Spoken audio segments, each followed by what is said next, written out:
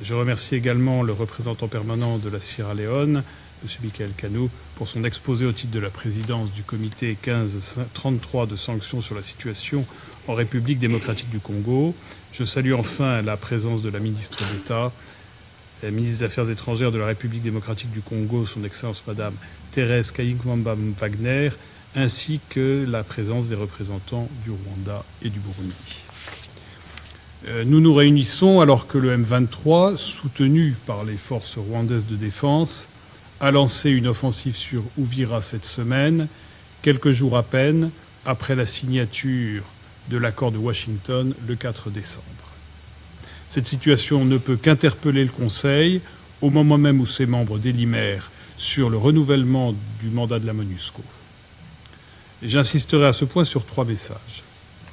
Tout d'abord, l'offensive du M23, soutenue par les forces rwandaises de défense, met en péril la stabilité régionale et compromet la sécurité des civils.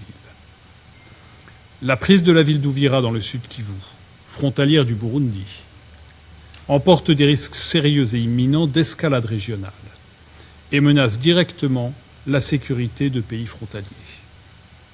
Le recours à des drones suicides constitue une escalade préoccupante. Ces combats ont entraîné le déplacement forcé de dizaines de milliers de civils, dégradant encore la situation alors qu'il s'agit déjà dans cette zone de la 2e crise humanitaire la plus grave du monde. La communauté internationale s'est mobilisée pour venir en aide aux populations touchées par le conflit. Lors de la conférence de Paris le 30 octobre dernier, la France réaffirme l'urgence de protéger les populations civiles. La France exhorte le M23 à mettre un terme à son offensive et les forces rwandaises de défense à se retirer du territoire congolais en application de la résolution 2673 adoptée à l'unanimité par ce Conseil. Le M23 doit respecter ses engagements au titre de la déclaration de principe et de l'accord-cadre de Doha. Deuxièmement, dans ce contexte, la France réaffirme sa confiance aux médiateurs. L'Union africaine, en particulier à travers les présidents de l'Angola et du Togo, les États-Unis et le Qatar, déploient des efforts immenses pour un règlement durable du conflit, qui endeuille les populations des Grands Lacs et qui déstabilise gravement la région depuis des décennies. Plus que jamais, le soutien de l'ensemble des membres de ce Conseil à ces efforts de paix est requis. Nous devons collectivement réaffirmer l'exigence du respect du droit international humanitaire par l'ensemble des parties, ainsi que leurs obligations en matière de protection des civils. La résolution 2773 doit être pleinement appliquée et respectée par l'ensemble des acteurs, à commencer par son appel à un cessez-le-feu inconditionnel, effectif et vérifiable. Le respect de la souveraineté et de l'intégrité territoriale congolaise est non négociable. Les actions provocatrices ou les discours de haine mettant en péril la sécurité des civils doivent cesser. Les accords de Washington doivent être respectés. L'accord-cadre de Doha doit être appliqué. Nous appelons à la poursuite des efforts de l'Union africaine. Les récents événements risquent de mettre un terme à un règlement politique durable du conflit. Troisième message.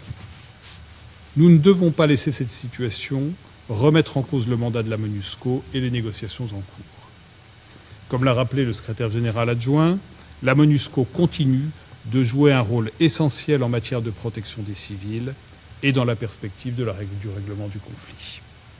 La France, en tant que porte-plume, a présenté un projet destiné à positionner la MONUSCO dans un rôle d'accompagnement de tous les efforts de paix.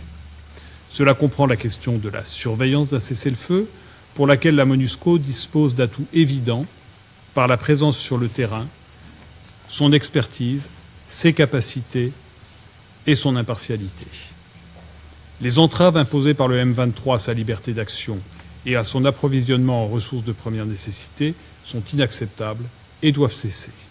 Dès lors, nous appelons les membres du Conseil à poursuivre les négociations de bonne foi, en gardant à l'esprit la responsabilité qui leur incombe au regard de la situation présente et en sachant que toute l'attention de cette délégation est acquise.